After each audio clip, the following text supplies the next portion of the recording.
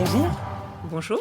Alors, vous êtes depuis juillet 2022 présidente de l'École normale supérieure. L'éducation, la formation aux nouvelles technologies, évidemment, ça a un impact sur notre société. Il faut préparer, alors là, on parle beaucoup d'industrie. On parlait d'industrie 4.0, maintenant on parle d'industrie 5.0. Quel regard vous portez, vous, sur la nécessaire évolution du système éducatif, de l'enseignement supérieur, justement, pour suivre le rythme de ces technologies ?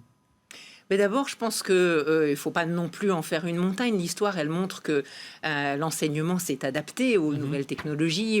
La calculatrice, l'ordinateur, les moteurs de recherche sur Internet, Wikipédia, par exemple. Mais ceci dit, clairement, avec l'intelligence artificielle, il faut que l'enseignement supérieur soit repensé et puis s'adapte à ces nouvelles technologies. Parce qu'il faut développer des choses comme l'esprit critique, comme la manière de travailler avec et sans ces outils, comme le fait d'apprendre à apprendre parce que les métiers vont changer régulièrement.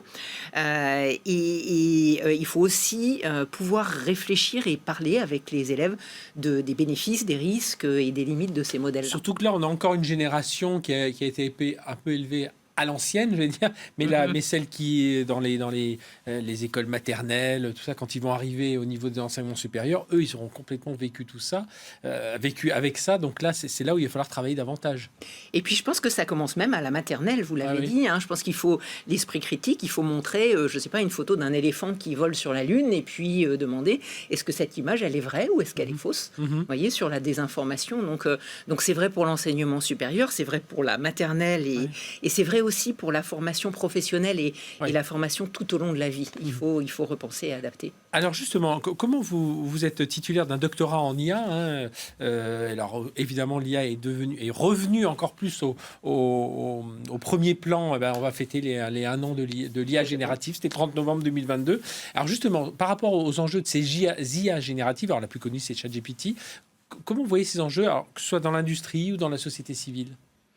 Eh bien, vous l'avez bien dit, ça fait tout juste 1 an et il y en a en fait de nouvelles qui sortent tous les jours, des IA génératives.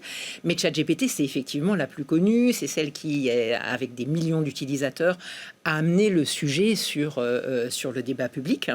Et ça va entraîner, ça entraîne déjà, des transformations, je pense, très profondes, économiques, sociétales et dans le monde du travail. Et donc, je pense qu'il faut qu'on se prépare collectivement à s'adapter le mieux possible à ces transformations.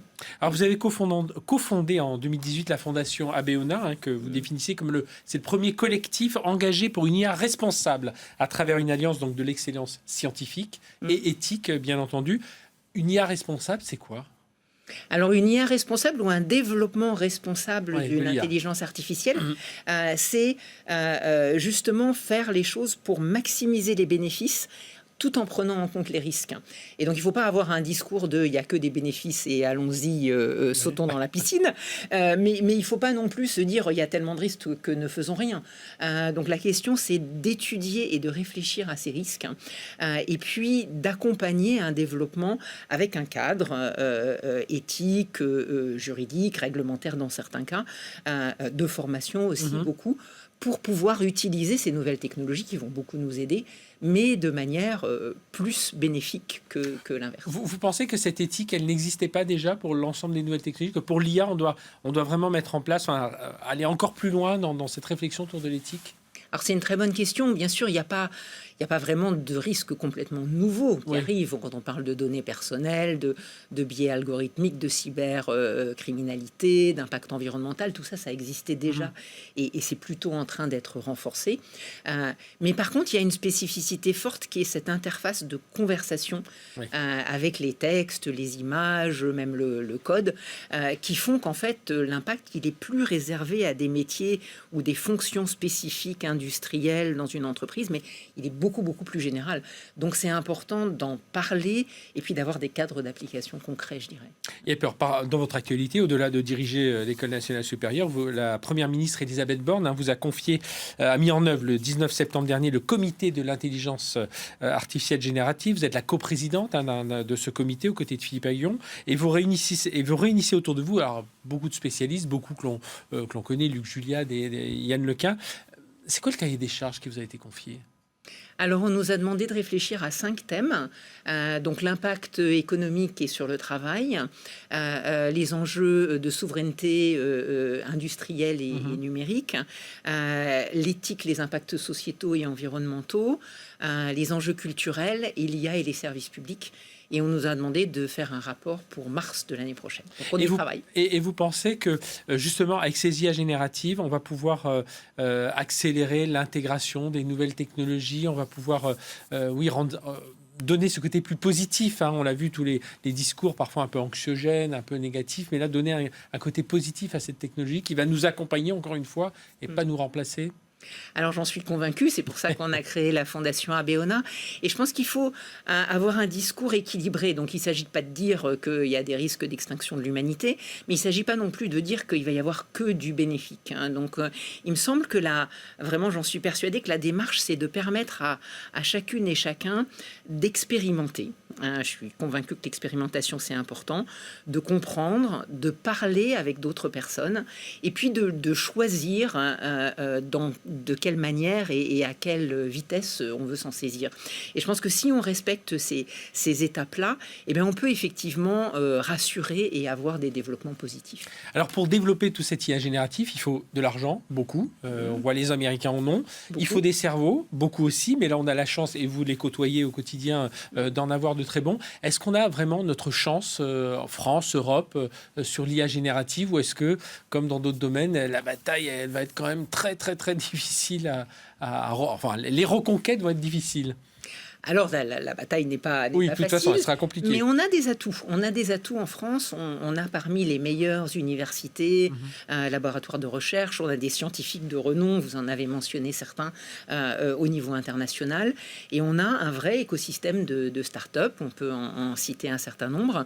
Mais bien sûr, il faut néanmoins... Puis on a des entreprises aussi et le gouvernement qui investissent, même si ce n'est pas à l'échelle des États-Unis, mais qui investissent forcément dans le domaine. Donc on a un certain nombre d'atouts et il faut essayer de travailler sur ces atouts pour continuer à se développer. Vous êtes confiante. Alors, nous aussi en France, notre souci souvent, c'est le passage à l'échelle. On a de bonnes idées, on les développe. Alors, ça ne reste pas forcément au niveau des tests, hein, ça peut se développer, mais vraiment, c'est ce passage à l'échelle qui nous manque.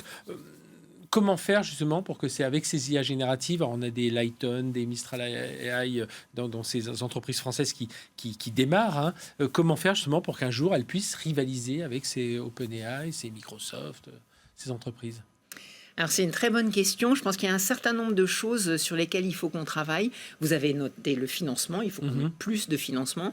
Il faut qu'on ait un vrai écosystème, hein, et on commence à l'avoir. Les Lighton, les Mistral, les Hugging Face, les Data IQ, les Photorooms. On en a quand même un certain nombre et puis des nouvelles qui se créent. Mais je pense qu'il y a un certain nombre d'autres sujets au-delà du financement sur lesquels il faut travailler. Il y a la capacité de calcul, la puissance de calcul disponible. On a parlé de la formation. Je pense aussi qu'il y a tout un sujet de travail en commun entre de plus grands groupes et des startups pour créer de vraies applications industrielles ou sur un secteur donné. Et ça, vraiment, je pense que c'est quelque chose les bons cas d'usage et puis voilà, et enclencher. Et puis créer des outils spécifiques qui peuvent être utilisés en France et au-delà. Et donc, il faut qu'on y travaille et on va faire des recommandations en ce sens. Donc, et pour conclure, vous êtes plutôt positive en tout cas et enthousiaste. J'ai une démarche résolument positive en prenant en compte bien sûr les risques, mais en les adressant.